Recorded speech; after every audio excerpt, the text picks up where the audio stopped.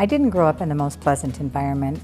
My home had alcoholism and domestic violence there, and my parents later divorced, and I was just fortunate that I had very strong role models in my grandparents as well as teachers to help me and my 3 younger siblings to get through that time.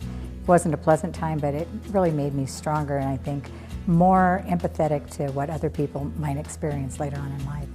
At the ripe old age of 13, I had my very first serious boyfriend, who later became my husband, Ray, and we've been married for 46 years. His mother worked for the American Red Cross as a field representative, and she got me involved in working on her bloodmobiles, which were usually at the naval shipyards in Long Beach or at the women's prison. And I also started working as a candy striper at Fort MacArthur Hospital as the Vietnam veterans who had been wounded were coming back to the United States. And so that was really a first exposure to me to become a volunteer.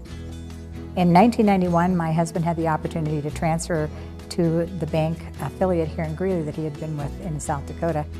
My first job here, and I was really lucky, I'd taken a year off the year before to actually go back to school and get my degree as a non-traditional student, and so was then prepared to take on a little bit higher role and became the program supervisor and then the interim director at a woman's place here in town.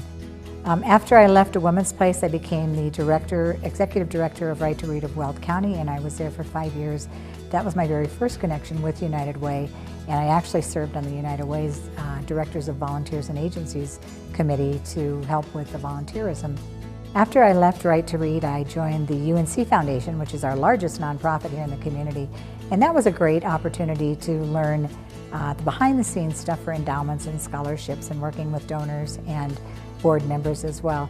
But the nice thing was it gave me the opportunity to be able to volunteer again, and I served on the boards of Right to Read, went back and served as a board member, and Elder Garden Adult Daycare, and was a founding member of Leanna's Closet, which was a program that was started to provide clothing for women entering the workforce or re-entering the workforce. So it was great to be actually able to volunteer, not just to have to be running an organization. But I did miss that part, and so was really lucky to take on then the role as the 3rd president of the Community Foundation serving Greeley and Weld County. During the time I was at the Community Foundation, we had 2 disasters, and that's just unbelievable. We had the tornado back in 2008 and the flood back in 2013. We were so fortunate because we partnered at that time with United Way of Weld County and immediately started taking the donations in for disaster relief and provided some assistance with some of our board members and volunteers to actually sit on the committees that decided how to distribute the funds. There were 2 things I was really proud of being involved with at the Community Foundation. The first was the Honor Flight Northern Colorado program. The other thing that I really am so glad we were able to implement is community, and that's COMM with a capital U and ITY. And that's a program that was set aside to offer trainings and professional development for both nonprofit staff as well as their board of directors. You know, when I look back at my philosophy in life, I really feel that despite growing up with a lot of obstacles, I was able to overcome those obstacles and be able to do something that was pretty powerful in what I was able to do to give back.